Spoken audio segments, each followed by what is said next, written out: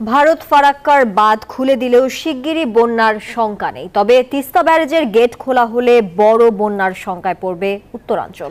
স্বল্প মেয়াদে তাই ত্রাণ ও পুনর্বাসনের প্রস্তুতি নেয়ার পরামর্শ দিচ্ছেন বিশেষজ্ঞরা। দীর্ঘমেয়াদে অভিন্ন নদীর পানি বন্টন নিশ্চিতের পাশাপাশি পূর্বাভাস আদান প্রদানও ঠেকাতে পারে বন্যার ক্ষয়ক্ষতি। চলতি আগস্টে স্মরণকালের ভয়াবহ বন্যায় ভাসছে দেশের 11 জেলা। পানিবন্দী ফেনী, নোয়াখালী, লক্ষ্মীপুর, চাঁদপুর অঞ্চলের লাখ লাখ বাসিন্দা। ভারত থেকে আসা উজানের ঢলে প্লাবিত খাগড়াছড়ি অঞ্চলও।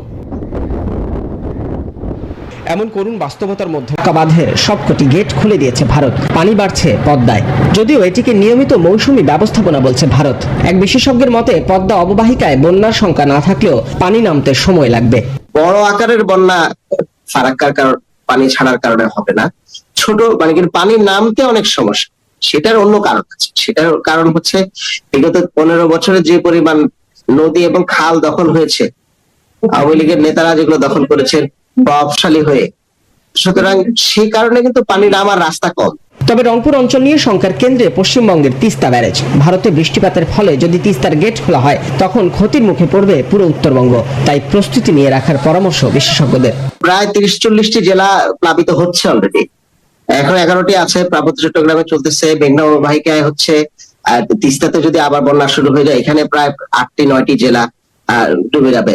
সুতরাং এখানে দুটো কাজ, একটা হচ্ছে যে ইমিডিয়েটলি বন্যার সময় ত্রাণ, ছাত্ররা এগুলোতে ইনক্লুড হলে আপনার খুব দ্রুত এই রিহ্যাবিলিটেশনের কাজটি করতে পারবে। এবং রিহ্যাবিলিটেশনে কোনো ত্রাণ নয়, রিহ্যাবিলিটেশন টাকা। লেট বন্যা যদি হয় আসে তিস্তা থেকে, তখন সেটাকে কিভাবে, সেটার আকার কেমন হবে, সেটার ভয়াবহতা কেমন হবে, সেটা তো আমরা আগাম বলতে পারছি না। তবে দীর্ঘমেয়াদে যে কোনো বন্যা থেকে বাংলাদেশকে বাঁচাতে ভারতের সাথে অভিন্ন নদীর পানি বন্টনের ন্যায্যতা নিশ্চিতই একমাত্র পথ বলে মনে করেন বিশেষজ্ঞরা।